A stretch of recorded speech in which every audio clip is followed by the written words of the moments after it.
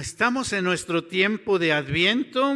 Advenimiento es lo que quiere decir el Adviento, tiempo en que estamos recordando cómo el pueblo de Israel se estaba preparando para la venida del Salvador, pero que a su vez nos hace a nosotros reflexionar en cómo debemos de prepararnos para la venida, la segunda venida de nuestro Señor.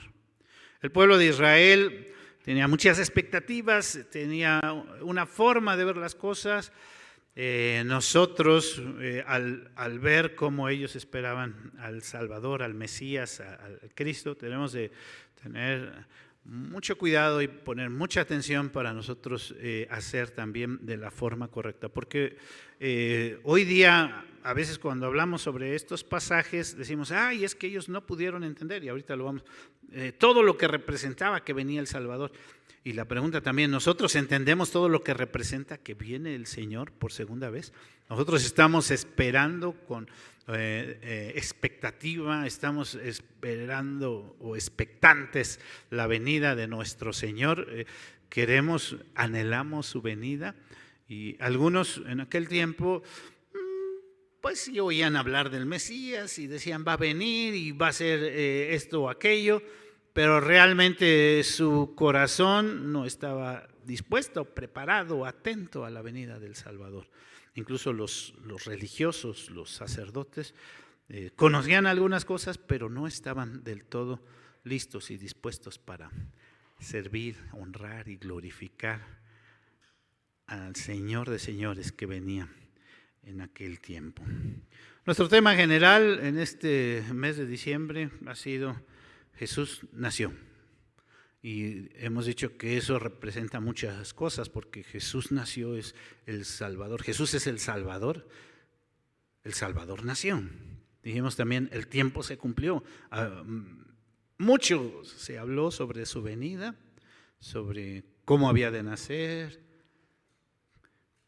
sobre su nacimiento virginal, el lugar, que ahorita vamos a ver sobre el lugar donde habría de nacer, sobre la forma y todo. Entonces, mucho se habló de su venida, pero no estaban todos listos y todos estaban preparados para el momento. ¿Cómo se habría de llamar? Es una de las cosas que encontramos mucho en el Antiguo Testamento y vemos cómo se le daban varios títulos. Ya hablamos de Emanuel, pero al hablar de Emanuel no es simplemente que digamos, ay, pues es que se refería al Señor Jesús, sino vemos cómo en el Nuevo Testamento Mateo cita, esto es lo que el profeta dijo, Emanuel, Dios con nosotros, ¿no? Emanuel, Hijo de Dios, Hijo de hombre, admirable, consejero, Dios nuestro, Padre eterno, Príncipe de paz. Todos estos nombres se le dan en el Antiguo Testamento y en la Escritura al mismo Señor Jesús, Cordero de Dios. Infinidad de títulos, podríamos decir, con los que se puede reconocer en la Escritura que se está refiriendo al Señor Jesús. El Señor, el Rey de Reyes, se dispuso, se preparó su venida, repito, con mucha anticipación, y hacemos hoy referencia a esto porque hoy nosotros tenemos que estar atentos a la venida de nuestro Señor, porque Él viene, Él pronto está y cercano está su venida. Vamos a nuestro pasaje y yo quisiera invitarles a que no pierdan su pasaje. Regularmente les pido tengan su Biblia ahí listos, y nuestro pasaje, si ustedes lo tienen ahí, ¿se acuerdan? En Mateo capítulo 2, ustedes tienen a Miqueas, ¿no? Miqueas. Pero en Mateo capítulo 2, yo les pido que ustedes tengan ahí Miqueas. En Mateo capítulo 2 habla cuando nació el Señor Jesús, y entonces Mateo cita este pasaje.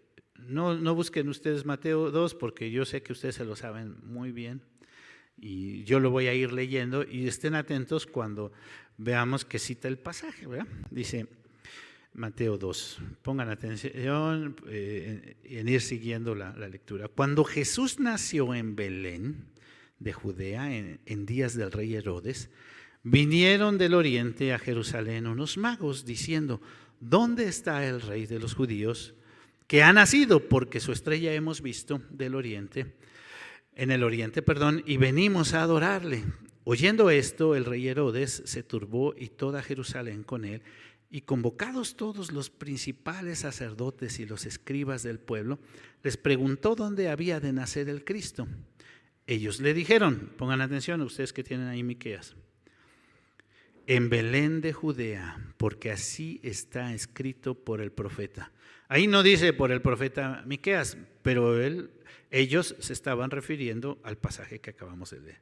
Leo el versículo 6 de Mateo 2 y ustedes pueden leer ahí en Miqueas. Dice: y tú, Belén, en la tierra de Judá, no eres la más pequeña entre los príncipes de Judá, porque de ti saldrá un guiador que apacentará a mi pueblo Israel.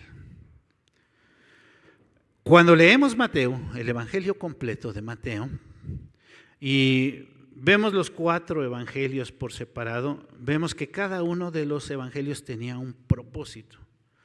Se dice que el propósito de Mateo era que los israelitas, que el pueblo de Israel, los judíos, entendieran que el Señor Jesús es el Cristo,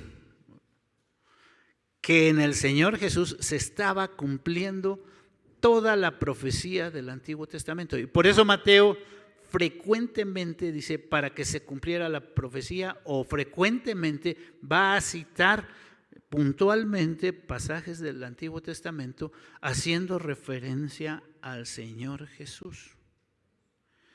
Y entonces para Mateo es importante explicar la procedencia del Señor Jesús. Recuerden un poquito lo que pasó en el momento del ministerio del Señor Jesús e incluso en el momento de su crucifixión. Los escribas, los fariseos, no podían ver al Señor Jesús como el Mesías porque en sus mentes estaba que el Señor Jesús era de Nazaret. ¿Sí? ¿Recuerdan?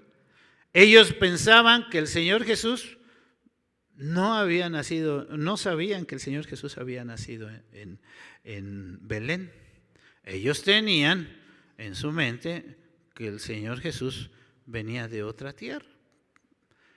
Y la Biblia en el Antiguo Testamento también nos decía esto, aclaraba esta parte que algunos lo iban a llamar que era de otra tierra. ¿Por qué? Recordemos toda la historia. Pues el Señor Jesús nació en Belén, pero después de este Herodes que acabamos de leer, y algunos hoy en la mañana comentaban sobre esto, realmente la Biblia nos habla sobre 3 Herodes.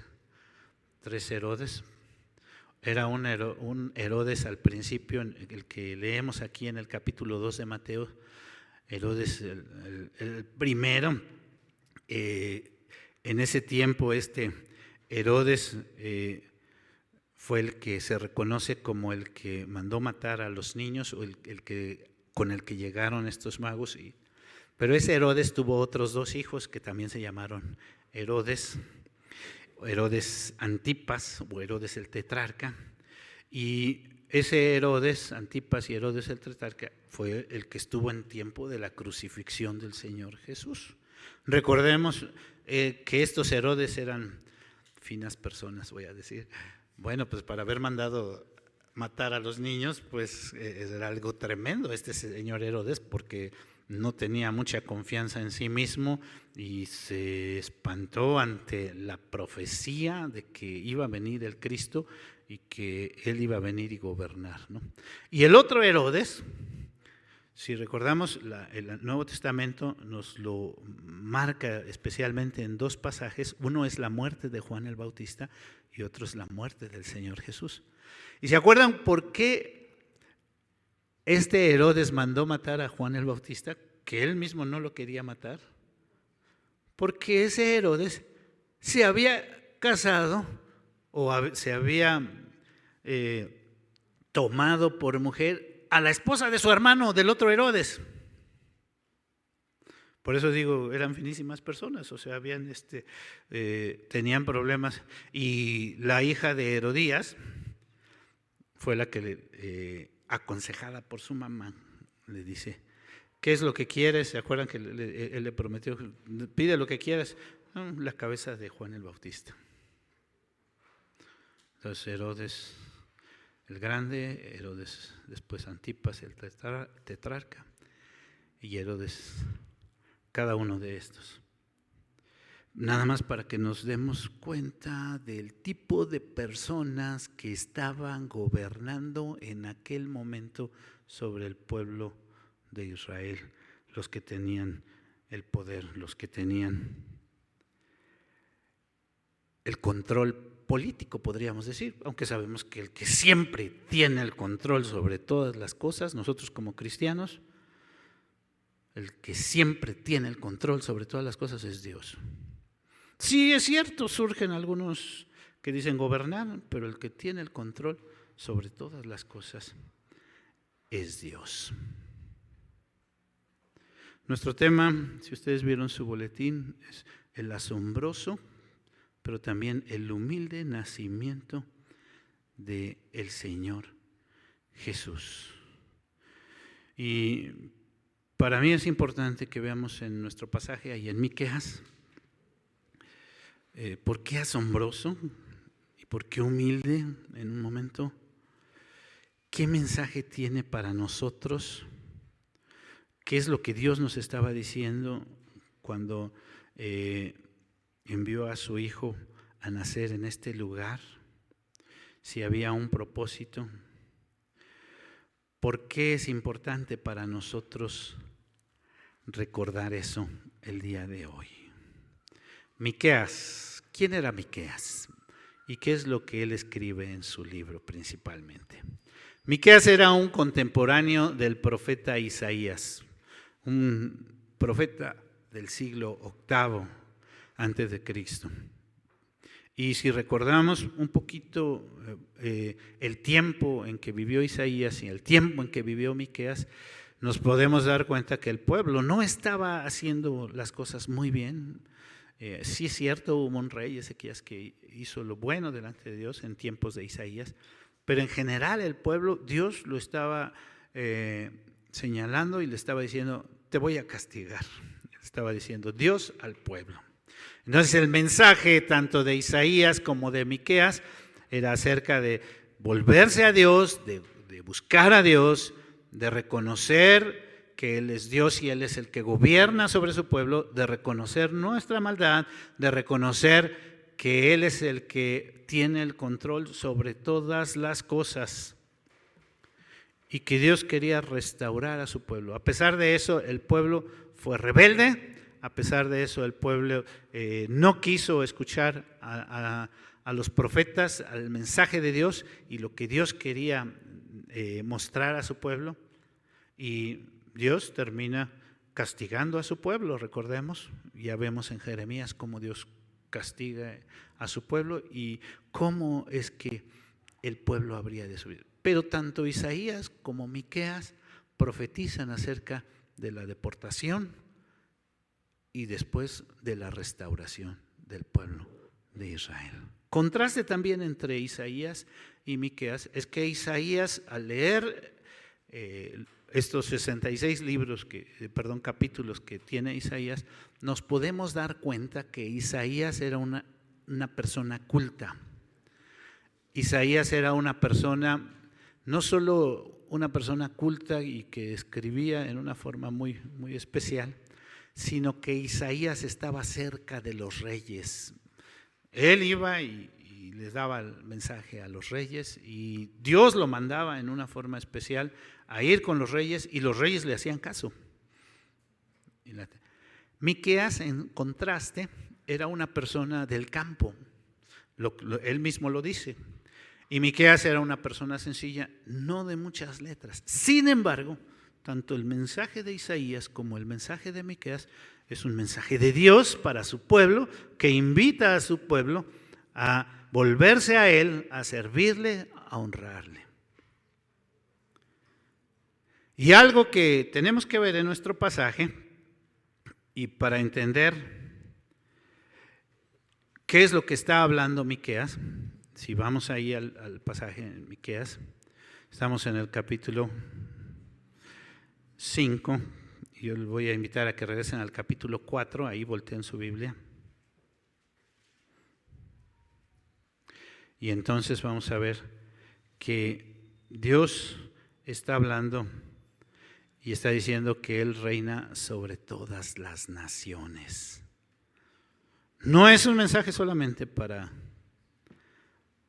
el pueblo de Israel, es un mensaje ¿para quién? Para todas las naciones. Leo el versículo 2, ¿sí?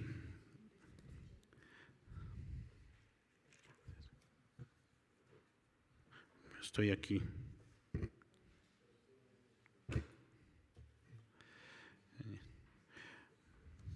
Bueno, es que lo quiero leer acá ahora.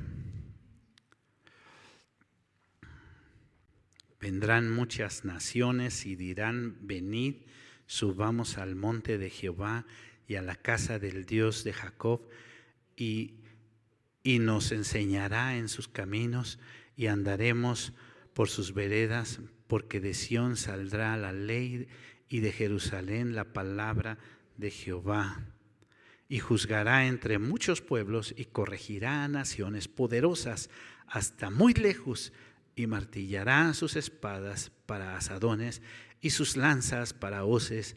No alzará espada nación contra nación, ni se ensayarán más para la guerra, y se sentará cada uno debajo de su vid y debajo de su higuera, y no habrá quien amedrente, porque la boca de Jehová de los ejércitos ha hablado.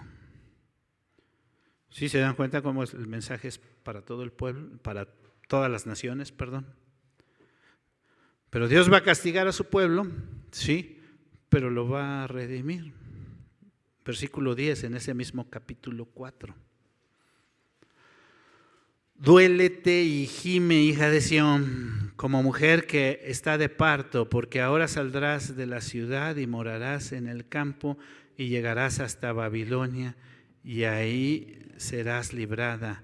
Allí te redimirá Jehová de la mano de tus enemigos. ¿Sí se dan cuenta cómo Miqueas está hablando sobre la deportación? Algo que todavía no pasaba, pero está hablando también sobre la redención. ¿Cómo es que Dios iba a hacer esto? Regreso ahí mismo en el capítulo 4 al versículo 6. Quiero puntualizar esto porque tiene que ver con el mensaje de Belén. En aquel día, dice Jehová, juntaré la que cojea y recogeré. Está hablando del pueblo de Israel como ovejas, ¿verdad? Recogeré la descarriada y a la que afligí, y pondré a la coja como remanente y a la descarriada como nación robusta, y Jehová reinará sobre ellos en el monte de Sión desde ahora y para siempre. ¿Cómo va a hacer Dios esto? Bueno, lo va a hacer a través del Cristo. Dios va a redimir a su pueblo a través del Cristo. Pero me parece que una forma en que lo expresa y lo que está diciendo es algo que debemos de considerar. Versículo 2 de nuestro pasaje del capítulo 5, que es el punto. Pero tú, Belén Efrata, pequeña para estar entre las familias de Judá, de ti saldrá el que será el Señor de Israel, y sus salidas son desde el principio, desde los días de la eternidad. Belén, pero tú, Belén. Entonces, creo que hemos escuchado varias veces, ¿qué significa Belén? Belén quiere decir casa de pan. Bet, que es casa, lejem es pan, casa de pan. El Señor Jesús mismo, en Juan 6, Juan capítulo 6, Él dice, yo soy el pan de vida. El Señor Jesús nació en Belén y Él mismo dice, yo soy el pan de vida. La palabra pan aquí viene tomando varios significados bastante interesantes. El pan, podríamos decir, es todo un tema en la Escritura. Dios es nuestro proveedor, Dios es nuestro sustentador, y en todos los sentidos, lo que también está diciendo que es que Él nos sostiene en todo momento, en nuestras flaquezas, en nuestras debilidades, en los momentos que nos sentimos que no podemos y que necesitamos fuerza para salir adelante. Lo que nos da fuerza es el alimento, y Él mismo es nuestro alimento. No solo de pan vivirá el hombre, si recuerdan, sino de ¿qué? De toda palabra que sale de la boca de Dios. Y entonces el Señor Jesús, Él mismo, fíjense, está diciendo: yo soy el pan de vida. Ustedes pensaban, si leemos Juan 6, cómo Él estaba explicando a los que querían hacerlo rey, porque Él había convertido o había alimentado a la multitud. Les dice: ustedes pensaban que el pan era el maná, que el pan del cielo era el maná, pero no, ese no era el pan del cielo. El pan del cielo, les dice a Él, soy yo soy el pan del cielo. Yo soy el que realmente les puede dar fuerza. Yo soy el que realmente los puede sostener, los puede sustentar. Y fíjense lo que está diciendo aquí entonces nuestro pasaje. Pero tú, Belén, tú que eres la casa del pan, de ti va a salir el pan, el verdadero pan, el que nos da la fortaleza, el que nos sostiene, el que nos puede sacar adelante.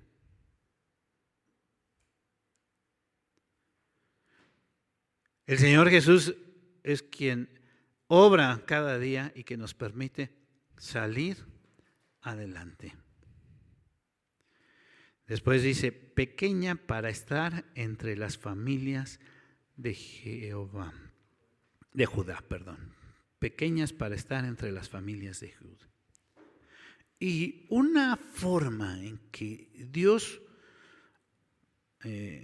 pues como que es una forma que Él obra en muchos aspectos en las Escrituras, nos muestra de lo débil, de lo flaco, de lo que no puede, de lo que parece que no es. Él levanta y da fuerzas y sostiene, y Él varias veces lo que dice es: para que ustedes no vean que son ustedes, sino que soy yo el que los sostengo. Y muchos ejemplos de esto en la Escritura.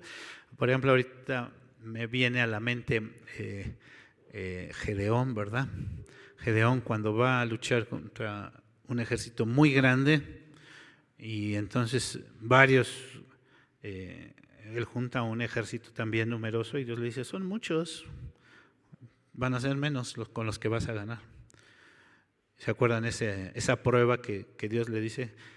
Llévalos a que tomen agua, ¿no? Y los que tomen y bajen. Y de un ejército de miles, se queda prácticamente con 300 hombres. Y con esos pocos hombres, Dios iba a mostrar su grandeza, su poder, su victoria. También me viene a la mente el Salmo 8. ¿Cómo dice el Salmo 8? De la boca de los niños y de los que maman fundaste la fortaleza a causa de tus enemigos, para hacer callar al enemigo y al vengativo. Dios muestra en muchas ocasiones que a nosotros nos puede parecer algo débil, algo frágil, algo que no puede, pero en eso Él siempre va a mostrar su poder, su grandeza, su majestad. Belén, pequeña para estar entre las familias de Judá. Muchos piensan, ¿qué va a salir de Belén? Pero después los sacerdotes, cuando los llamaron, le dijeron: ¿de dónde van a salir el Salvador? De Belén, porque ahí dice la profecía, ¿verdad? Pequeña para estar entre las familias de Judá. Y Dios obra así. A veces a nosotros nos parece que no se puede, pero Él quiere mostrarnos su grandeza. De ti saldrá el Señor de Israel, el Cristo, el prometido, el libertador, el nacimiento de un Señor asombroso. Por eso el contraste que siempre hay en el aspecto entre la humildad, pero de ahí habría de venir el Rey de Reyes, el Señor de Señores, que en una forma humilde muchos no lo veían, y eso es tal vez algo de lo que los escribas y los sacerdotes no entendían, porque ellos esperaban, bueno, de ahí va a salir el Mesías, pero no entendían que su reinado y su forma de ejercer el dominio y su poder estaba en la humildad. Ellos esperaban un líder político que se iba a levantar en contra del pueblo opresor y que iba a traer fortaleza a través de violencia probablemente, pero no podían ver que el ministerio y la fortaleza de Dios está en la humildad. Dice algo importante que me llama la atención en este pasaje.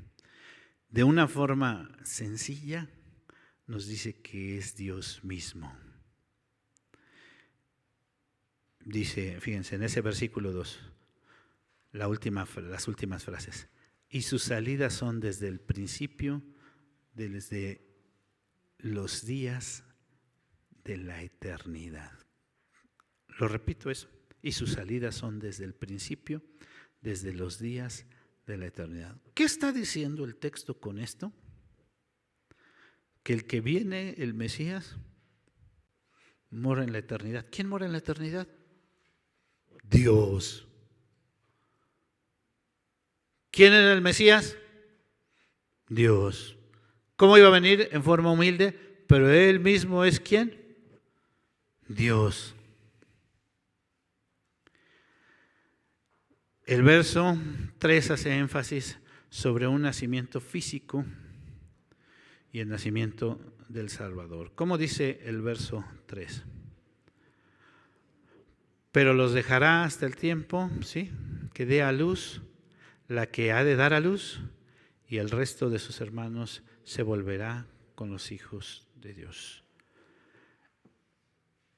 Que dé a luz la que ha de dar a luz, pero Él apacentará con el poder de Jehová. Tiene que ver con, fíjense, esa expresión me llamó mucho la atención, eso de apacentará con el poder de Jehová. ¿Ya vieron dónde está en el pasaje? Versículo 4. Él estará y apacentará con el poder de Jehová. Sí, si lo leemos así rápidamente, como que no ponemos mucha atención, pero está hablando de dos cosas como que son un contraste. Apacentar, ¿qué es apacentar?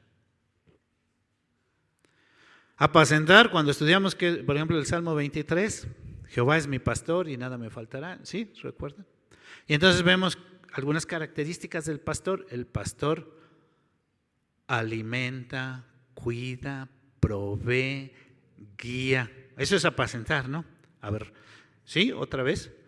Él va a apacentar, dice, Él nos va a alimentar, nos va a cuidar, nos va a guiar, nos va a proteger. Y eso lo vemos como, bueno, como algo de cuidado, tranquilo y eso. Pero Él lo va a hacer, Él nos va a cuidar, y fíjense, por eso digo que es como un contraste. Lo va a hacer como con el poder de Jehová. Él nos va a apacentar como con el poder de Jehová. Por eso allá en Romanos 8 dice, si Dios es con nosotros, ¿quién contra nosotros? Y el que no escatimó a su propio Hijo, ¿cómo no nos dará con Él también todas las cosas? Es poderoso para darnos lo que Él quiere, para cuidarnos, para proveernos, para guiarnos, para dar todo. En momentos, y si vemos el momento en que estaba viviendo Miqueas, en momentos difíciles.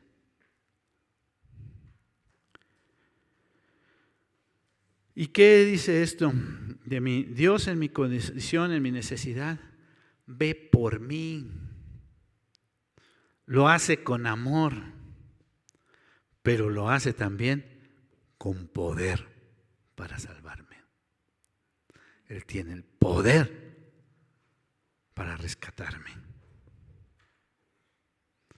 Dios planeó desde la eternidad. Y hemos estado hablando de los profetas cómo anuncian la venida del Señor Jesús y cómo el pueblo de Israel se está preparando para la venida del Señor. Y es algo que nos debe de tener con gozo, con alegría, nos debe de dar pues mucha confianza, saber que Dios quiere pastorearnos, apacentarnos con su poder. Dice, y morarán seguros, porque ahora serán engrandecidos hasta los fines de la tierra. Dios quiere que su pueblo esté tranquilo, esté confiado en Él. ¿Cómo actuó el pueblo en aquel entonces? El pueblo en el que vivió Isaías y en el que vivió Miqueas. No confiaron en Dios. No le creyeron a Dios. No tenían esa esperanza realmente puesta en Dios. ¿Cómo estamos nosotros hoy esperando?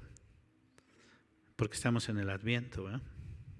¿Cómo estamos nosotros hoy esperando al Salvador? ¿Le creemos? ¿Se acuerdan? Veíamos la semana pasada, tenemos que creerle. Sabemos que va a actuar, fíjense, está actuando en una forma humilde, pero poderosa. Que es sencillo y a lo mejor muchos lo ven así como que, ¿de veras esto me va a salvar? No, sí, Él tiene el poder para salvarnos. Y Él es el que nos sostiene y nos guarda. Tú, Belén Efrata, pequeña. Y aquí cada uno de nosotros podríamos decir, tú, y pongan su nombre. Tú, Jacinto, pequeño, ¿quién eres tú? Pero de ti, en ti, viene el que quiere apacentarte con poder, con el poder de Dios. Darte la fuerza, el ánimo, la guía, la dirección para hacer las cosas. ¿Le creemos a Dios? ¿Estamos confiados en Él? ¿Que Él quiere obrar en nuestras vidas? ¿Estamos actuando en consecuencia de lo que Él ha hecho por nosotros? La invitación en esta hora es, hermanos, pongamos nuestra confianza en Dios. Creámosle a Dios. Actuemos listos, esperando la venida del Salvador. Vino, nació en Belén, se mostró con poder. Hoy Él es el único digno de recibir la gloria, la honra y el poder. Un día toda rodilla se va a doblar delante de Él. Muchos pueden creerlo, muchos no pueden creerlo. Los que no lo crean también se van a doblar su rodilla delante de Él. Pero Él viene. Él viene. ¿Cómo vamos a estar nosotros listos para cuando Él venga? ¿Estamos preparados? ¿Estamos actuando en consecuencia? La invitación es, confiemos en el Señor. Creámosle a nuestro Dios. Vamos a orar y vamos a ponernos en las manos de nuestro Dios. Señor, te damos muchas gracias por todas las cosas que tú obras en nuestra vida y todo lo que tú estás haciendo. Grande es tu nombre. Eres bueno y te manifiestas con poder. Perdónanos si no vemos todo lo que tú haces y no lo reconocemos. Enséñanos a hacerlo en la mejor forma. Y actuar, Señor, cada día como tú quieres que lo hagamos. Pues te lo pedimos en el precioso nombre de Cristo Jesús, nuestro Señor. Amén.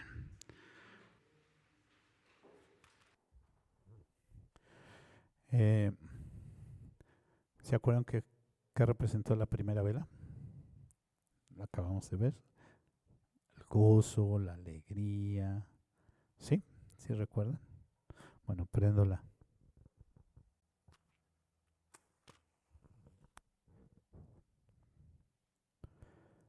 La segunda vela representó la esperanza.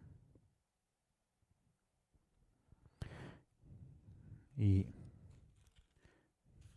hoy la tercera vela representa la paz.